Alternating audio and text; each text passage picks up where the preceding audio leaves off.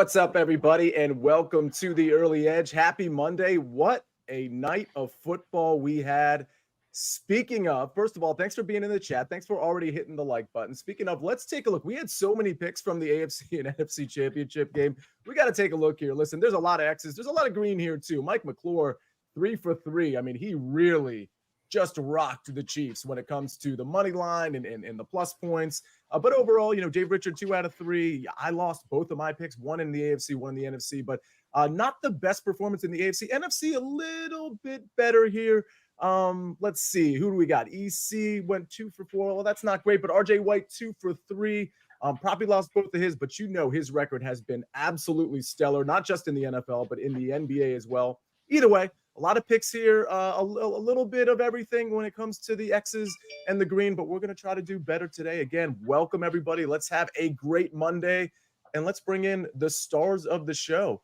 We've got one guy on assignment today, so it's going to be kind of a more tight-knit group. It's 2 of my favorite guys. It's Buckets. It's Propstarz. Before we get started, I want to get into official picks. I want to talk about the Super Bowl. We've got the matchup. We've got the spread. We've got the total.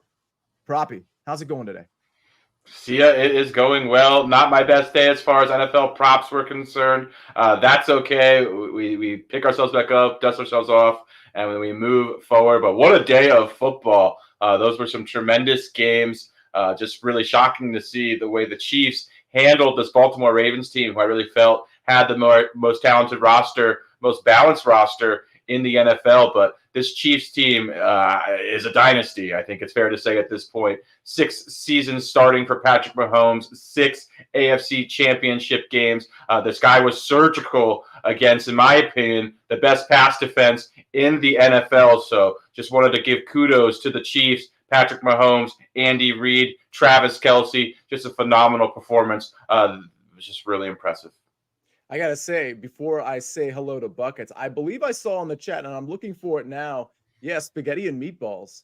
He was at Ford Field last night with, I believe, 35,000 others, 35,000 plus, cheering on the Detroit Lions as they're coasting to what looked like it looked like it was going to be not an easy win, but a win nonetheless, up 17 in the second half. Everything was going their way until it wasn't. So I don't know if you can describe that scene, spaghetti and meatballs. And I didn't think I'd be calling somebody spaghetti and meatballs, but here we are.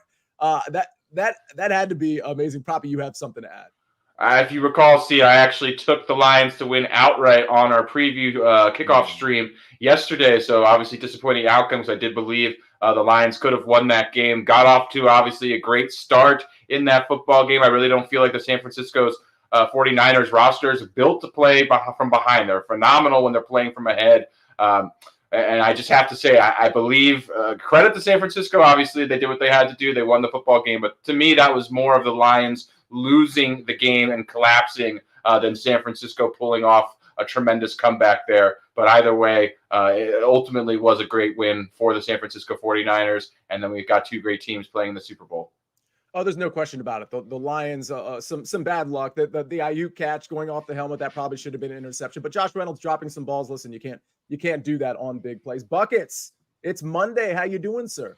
Good morning, Sia. Yeah, I did not watch either of the games, so no idea what you guys are talking about. But something I did want to say is, as we speak, Papa Buckets is undergoing spine surgery this morning and this afternoon. So just thoughts and prayers out for me, obviously, but for the rest of the chat as well. Keep him in your mind as he's going through what is going to be a difficult surgery, but also a difficult rehab post-surgery. So just something to be aware of. Wow. Okay. Well, everybody, certainly our thoughts are with Papa Buckets. Put whatever you want to put in the chat to give Buckets and his dad some good cheer. That's never an easy thing to do. And frankly, it's not easy to transition from that to talking about more football, but we're going to do it because this is the Early Edge. Let's talk Super Bowl. First of all, if you're in the chat, I want you to do 2 things. 1, I want you to hit the like button. 2, I want you to pick what your Super Bowl score is going to be. And I want you to put who the winner is going to be too, so we know. So if you think it's going to be KC 27-23, that's what I want you to put in the chat, because I think there's going to be so many varying opinions. And Buckets, yeah, I'm going to get a score from you. I want to get a winner from you, but I got to go to Propstarz first. Then I'll give my take. And then eventually, we'll spend a couple minutes on this. We'll get to our official picks, of course. Proppy, watching San Francisco the last 2 weeks, I mean, let's be real honest about what we saw. The Packers should have beat San Francisco. They were the better team on that day, in my opinion.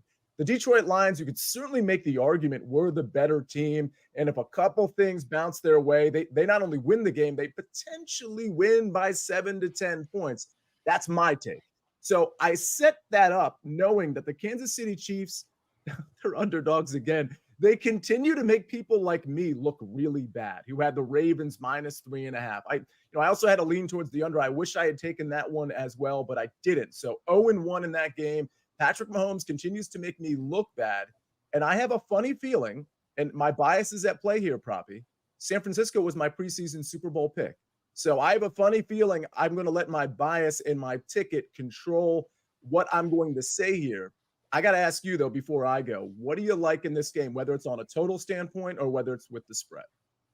Yeah, I've been reluctant to kind of get behind Kansas City, admittedly, just for the longest time, based on how they played over the first 8 to 10 games of the season. But this team just continues to just be more and more impressive and get stronger and stronger as the season goes along. I've talked a lot about just watching them become a lot more balanced offensively with Isaiah Pacheco, Andy Reid, really leaning into the fact that they have a bell cow running back and taking advantage of that fact. But just watching Travis Kelce, Rashee Rice obviously emerging as a wide receiver one for this offense, and then just Patrick Mahomes just playing just outstanding football. And then you pair that with arguably the best defense that Patrick Mahomes has had since he's been in the NFL. I just think these Chiefs just get better and better every week, and you give an extra week to Andy Reid to prepare. All credit to Kyle Shanahan, who's obviously a fantastic football coach as well. And then we're seeing the 49ers just struggle down the stretch. And this was happening towards the end of the regular season as well. So I kind of just believe there's two teams here heading in opposite directions. I obviously have a lot more confidence in Patrick Mahomes in comparison to Brock Purdy, who was shaky at times at best yesterday. Played well enough, obviously, to get the job done. But, obviously the 49ers are tremendous talent on that roster. I do believe, it's going to be a competitive football game. But I've got to go with the Chiefs here, just the way that Mahomes is playing, the way the defense is playing, how balanced they've been. And I just kind of feel like these teams are kind of headed in different directions to a certain extent, Sia. So I'm going to lean to the Chiefs. Interesting. Taylor DeHart said something you said pre-show, Proppy. He says, I wish I would have grabbed plus 2.5 when it popped. And certainly that's where it opened initially, and then it got bet down immediately to +1. So certainly a difference there. Taylor, good call, because Proppy and I were talking about that very same thing. Ray Brown says Chiefs 27-24. Sharon Stokes says KC 23, San Fran 16. Lower scoring affair there. All right, I'm going to go with San Francisco. I mean, listen, like I get what you're saying. I mean, this is so hard for me to sell, if I'm being honest with you. Like, and I haven't made an official pick yet. So everybody hold the phone. Maybe I'll have a creative way to bet this. The problem I'm having with San Francisco is Brock Purdy has looked pretty vulnerable over the last couple of weeks. Now, with that said, the fact that Deebo Samuel is healthy and had a very high impact, I think is really, really important, specifically as it pertains to Brock Purdy and his ability to, throw it downfield because he does that, but also throw it in the short area to guys like Deebo and Christian McCaffrey and maybe George Kittle. The Kansas City offense really scares me because they can get so creative and they scheme people open all the time. But I can say the same about Kyle Shanahan. I almost like the fact that Brock Purdy ran yesterday and just did everything he could possibly do to get those first downs. I think it's going to be San Francisco. I do think it's their time. I think their defense and their linebacking core specifically, I do think it makes a tough matchup for Kansas City, guys like Travis Kelce, because that front seven in particular, but that linebacking core is so good. I think it could stymie some of that short area stuff that Patrick Mahomes loves to do. So I'm going to lean San Francisco here again. My bias a little bit at play here because they were my preseason Super Bowl pick. We've got 2 weeks to bet this. We're going to have so many different shows. So I'm going to find a lot of different ways to be creative about this, whether it's team totals or first half plays, and obviously props are going to be in play as well. Buckets, I got to transition to you before we get to our official picks. We got the San Francisco 49ers -1 on a neutral site. That means nobody's at home against Kansas City, 47.5 point total. Buckets, who you like? We have neutral sites in soccer too, Sia. So thank you. I know what that one means. I'm going with a 27-21 correct score. San Francisco winning this one. Lock in that correct score ticket. Sia, feeling good about this one. All right. Well, he feels very good about this one. Eric David says, great narrative. Mr. Irrelevant over the future GOAT. That is a pretty good narrative. I mean, literally Mr. Irrelevant versus Patrick Mahomes. It doesn't get much better than that. By the way, Danny Brasco's in the chat, dropping all kinds of knowledge. I saw something he dropped about the Kansas City Chiefs specifically in terms of the straight up and against the spread. Really good stats. Ask him anything you want. I know everybody in the chat's already asking him some questions. Buckets, you have a question? Yeah, who's Mr. Irrelevant? Because that seems like kind of a jerk nickname, for lack of a better term. It is actually. It's like kind of not cool. Okay, so there's 7 rounds of the NFL draft, and Mr. Irrelevant is the last person picked in the NFL draft, meaning it's the 32nd pick of the 7th round. And if you do the math, we're talking like 244, right? 244. There you go. So the 244th pick, the last person picked. Mr. Irrelevant usually doesn't make a roster, doesn't have any impact in the NFL. But this particular Mr. Irrelevant, I should say, is now the starting quarterback in the Super Bowl in 2 weeks, something that's obviously never happened before. So pretty crazy. That's cool. All right. That is cool. You know what else is cool? Proppy, do you know what's cool? Tell me, Sia. BetMGM. New BetMGM customers can sign up today, speaking of the Super Bowl, and get $158 in bonus bets. Just place your first wager of at least $5, and you will receive $158 instantly in bonus bets, regardless of your wager's outcome, with bonus code EDGE158. That's EDGE158. Well, ladies and gentlemen, you all know, if you looked at the slate today, you know it's kind of a slim slate, not to be super negative, but we've got some NBA games, and Proppy's going to have some props in the NBA streets, of course. We've got a little bit of soccer. We've got a little bit of college basketball, and we've got a little bit of hockey too, a very little bit of hockey. So we've got a lot of official picks on a slim slate. We're going to do our best to really come up with the best plays on a Monday that looks, it's not my favorite Monday, if I'm being honest. But we got picks, and we got to get to the picks. But before we do that, one quick break from our partners. We need your sports news anywhere. We've got breaking news to bring you. Then get your sports anytime you want them. Big trade news overnight to discuss. Because we know you need sports all the time. A lot of movement in the rankings this week. A legend adds to their legacy. We're bringing you that breaking news right here on HQ. CBS Sports HQ, anywhere, anytime, all the time. Scott says Duke and Houston money line, talking college basketball, of course. I'm not a big fan of that play. You'll find out why in just a second, although that could certainly come in. I'll point that out. And there was somebody, probably, can I lob this off you before we get to Bucket's official pick, and then we'll get to mine and some site plays, and we'll get to your pick. But there was somebody in the chat that said, tell me this thing isn't rigged because, and I'm not making fun of this person. Listen, you're entitled to your opinion, but I guess they were referring to, the Super Bowl setup and Mahomes being in the Super Bowl. I mean, and San Francisco winning.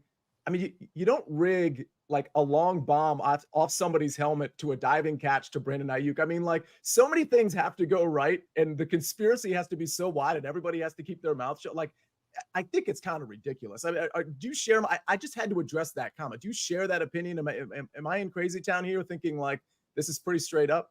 It's funny to me, see, actually, when I meet people who learn what I do for a profession and aren't necessarily familiar or avid sports watchers, that's like one of the first questions they ask me if sports or professional sports are rigged. So I get a real kick out of that question. I think you summed it up perfectly, Sia. Like, just to orchestrate something like that, to have so many people in on it, and just to choreograph that alone, it would just be such a tall task. It's just such a funny concept to me. Just not something I give very much thought to. It's just so absurdly ridiculous. But hey, people got to believe what they got to believe, and if that's how they feel, then more power to them. When you consider how many people it would take to like keep quiet in a vast conspiracy, that's like, just on that level, it's ridiculous. Reed Phillips says, if it's rigged, Jerry Jones would have kept winning Super Bowls. You think that doofus is going to keep quiet? I mean, that's actually a really good point. Of all people, Jerry Jones isn't going with the conspiracy for Dallas to be bad for literally 3 decades. All right, Buckets, you've been great for 3 years on SportsLine, and we want you to continue to be great on this Monday. You've got a soccer pick. It's your turn, sir. So yeah, I'm glad you didn't ask me about the rigged question, because in soccer, we have very clear instances of it being rigged in the past. So that is something that a lot of people are very careful about when they bet specific leagues or specific matchups. But we're going to a league and a team that has no problem with these rigged allegations. I'm looking at the Portuguese Primeira and a big matchup this afternoon at 3:45 between Sporting Lisbon and Casa Pia. This is a game in which, honestly, we've got David versus Goliath. I know that goes poorly for Goliath, in history, but this time we're back in Goliath here. Sporting is just too good not to back right now, specifically for two reasons. Number one, Sporting has Victor Gyökeres on their team. He is second in the Golden Boot running with 13 goals and 8 assists in his opening 17 matches. This Swedish international is going to end up in the Premier League next season, but right now he's going to keep getting goal after goal. He has scored 6 in his last 4 matches. So look at him possibly for an anytime line. But what's also important here is Casapia just doesn't have enough to beat the Sporting side. Casapia's starting goalkeeper is serving a 3-game suspension, which means their backup, who is not match fit and match ready, now has to stop the scoring giants of Sporting. I'm looking at Sporting over 2.5 team total, which means Sporting by themselves have to score at least 3 goals here at -120. And if you look at their recent history in matches, yes, they had the 1-0 loss to Braga, but then it was 5-2 win, 3-0 win, 4-0 win, 5-1 win. Sporting loves their goals, Sia. All right. I like it. I like the team total over 2.5. And I'm also liking the chat. I've really gotten some people riled up, specifically Ramiro, who talks in all caps, which I'm not trying to be disrespectful, but I love the all caps because it really grabs my attention, right? And I know you're making a really salient point. He says the Make-A-Wish kid was a Niner fan and they gave him Super Bowl tickets at half. Case closed. NFL is rigged. Danny Brasco says, only time I recall rigged is when I lost a showdown to Buckets. I didn't know that was a thing, Danny Brasco. What are you doing? He says, then I know the red phone was used. Oh, very interesting. Very interesting indeed. I can't believe somebody lost a showdown to Buckets. I cashed another one on Friday against Buckets. I think, what are we at? Like 17-2 Buckets? Something like that? 18-2? For you, I'm 2-17 is how I remember it. Yes, indeed. Well, thank you for that correction. All right, let's go to college basketball. I did mention earlier that somebody was on Houston money line with Duke. Listen, I think Houston can win this game against Texas. This is a 9:00 start. We got plenty of time to put this bet in, but Houston is a really good team. Defensively, they're a really good team, but they're going on the road, and in conference, they haven't been great on the road. Now, we don't have a huge sample size, but they've lost a couple of games on the road, and I think this Texas team is in a really good spot. First of all, they've knocked off a couple of good teams. They just waxed Oklahoma. Don't forget, last week I lost that bet. I was on Oklahoma, and Texas came into Oklahoma and absolutely worked them. They've also beaten Baylor. Now, Texas has lost some games too. I think most recently to TCU. Or was it TCU or BYU? I'm trying to remember. But the point is, Texas has been on a nice run against good teams. Houston is very talented. But when I'm looking at a 5.5 point spread and I get Texas at home in a spot where if they win, they can pretty much wrap up their bid to the NCAA tournament. Houston, on the other hand, again, a little trouble, a little problematic on the road. They play at a super slow pace. So does Texas, not as slow as Houston. But I do think this is largely a defensive battle. And when I see that and I see 5.5 points and I see the home dog getting 5.5 points, it just leads me down the path of taking the Texas Longhorns. Can Houston run away with it? Yeah, they can. But I don't think they're in a great spot to do it. And by the way, it's 5 days from now, but they do have Kansas coming up also on the road. I'm not saying this is a look ahead spot, but certainly I think the focal point would be on that Saturday game against Kansas as opposed to this Texas kind of a sleepy Monday. I think they could get caught sleepwalking against a very motivated Texas team at home. So that's my play. Texas plus 5.5. In a lot of markets, this is +5. I like it there as well. I'll certainly take the hook and pay the -120 for it, but +5, I like it as well. If it dips below 5, which it shouldn't, I may consider laying off at that point. All right, that's my college basketball play. We still have the site plays to give out. We still have Proppies plays to give out. But before we do, one quick message from our partners. The biggest event in sports is coming to the entertainment capital of the world. CBS Sports HQ will have you covered every minute, getting you set with all the critical analysis you need. Ready, set, Vegas. David Talk says, Big Cheesy, are you betting on the Gatorade color? That's always a fun one. I've never actually bet on the Gatorade color, but I don't know. It's kind of fun. Anybody have a color in mind? Buckets, you got a Gatorade color in mind? I was going to say the biggest NFL bet I've ever placed was last year. I bet that the coin toss would be tails, and I won $120 on that. So I'm probably going to end up just running back the coin toss. No clue on the Gatorade color. Well, I can tell you one thing. It's always tails. That part is actually real. Yes. Proppy. Tails or heads? Nothing like hemorrhaging juice on a pure 50-50 bet. Okay, but you got to give us the Gatorade color. You're not going to weasel out of that one. Oh, I'm going red. All right, Mackenzie Brooks is big red. Big red, Andy Reid. We go red. The Chiefs, I like them to win, so we go red. Red's close enough to the Niner colors, too, so you kind of get the best of both worlds. Mackenzie Brooks, can you let us know? Mackenzie Brooks in the chat, of course, from Inside the Lines, which will be debuting this Monday at 1 o'clock, but they debut every day at 1 o'clock. Maybe the SportsLine model has a take on the Gatorade color. Let us know about that. All right, site plays. Let's talk a little bit of NCAA basketball. We got Boston University -4.5. That's a SportsLine site play. Again, Boston University, they're playing Holy Cross. That's a 7 o'clock start, -4.5. And then we've got a hockey play here. Almost even money. We got the Predators money line -102. The Predators play the Senators. This is another 7 o'clock start. So these two site plays both start at 7, one in hockey, one in college basketball. And again, you know how SportsLine works, right? We're going to have NBA picks up there. If they're not up there already, we got college basketball picks. We're not going to have probably too many hockey picks on a very short slate, but check out SportsLine. And one way to do it, by the way, go to sportsline.com/join. And you'll be able to put in a promo code to get 60% off the annual plan. We've been telling you about this one, 60% off the annual plan. Just type in winners. That's the promo code winners to get that 60% off. Again, sportsline.com/join. All right, Proppy. We have a lot. Well, I shouldn't say a lot. Compared to the NHL and college basketball slate, we do have a lot of NBA. And I trust we're going to have some NBA sides up on the site in the coming hours as we kind of hear more about who's in and who's out. But you have a couple of props to address already here and now at 10:22 Eastern Standard Time. What are your props? I do indeed, Sia. Yeah, we've got a nice big NBA slate today. So I'm going to start with a little matchup between the Utah Jazz and the Brooklyn Nets. I'm going to go over 18.5 points on Colin Sexton. Colin Sexton, a very interesting player. For the longest periods of his career, I really felt he was just kind of an inefficient volume scorer. Just sort of a black hole on offense. Cleveland obviously traded him to Utah in the offseason, last season.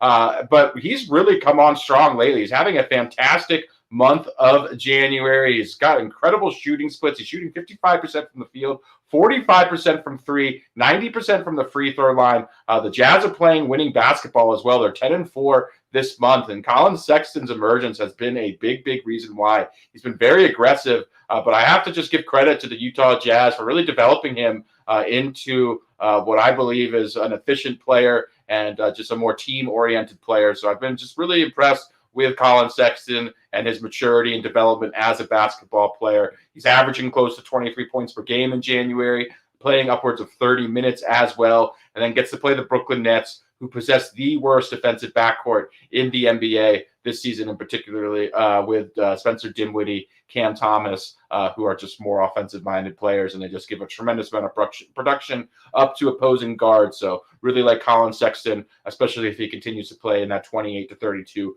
minute range in this matchup. And then I'm going to head to Denver, and we are going to fade the superstar, former MVP, Giannis. Going to go under 31.5 points against this Denver team.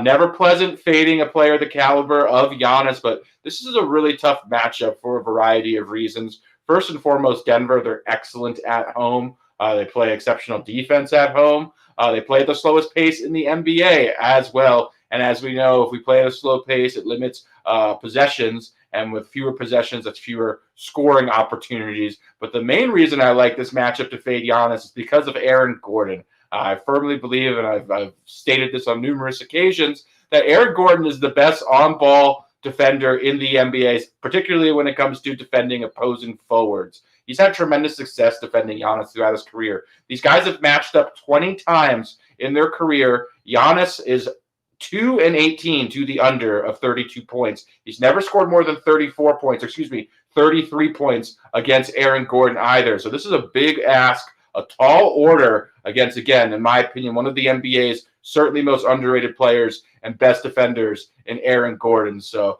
I'm going to fade the superstar Giannis under 31.5 points, go over 18.5 points on Colin Sexton. All right. And Big Cheesy, by the way, he's on a side. He says, no surprise to anybody that knows Big Cheesy, which hopefully is everybody in this chat.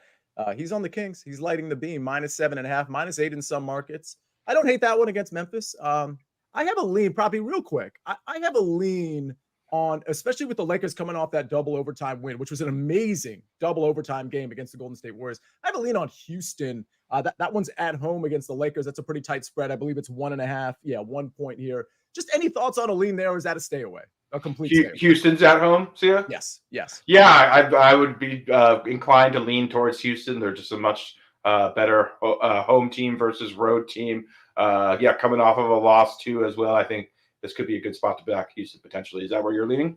Yeah, that would be my lean as well. Certainly some tired legs. That was just LeBron and AD, the whole team really kind of laid it all out there, and I wouldn't say lucky to get the win, but that was one of those where just a lot of wear on the tires, if you will. And Danny Brasco says, very interesting take, Proppy. I might tail that. Might or definitely going to tail that. And by the way, good news at 1:00 Inside the Lines with Mackenzie Brooks and company.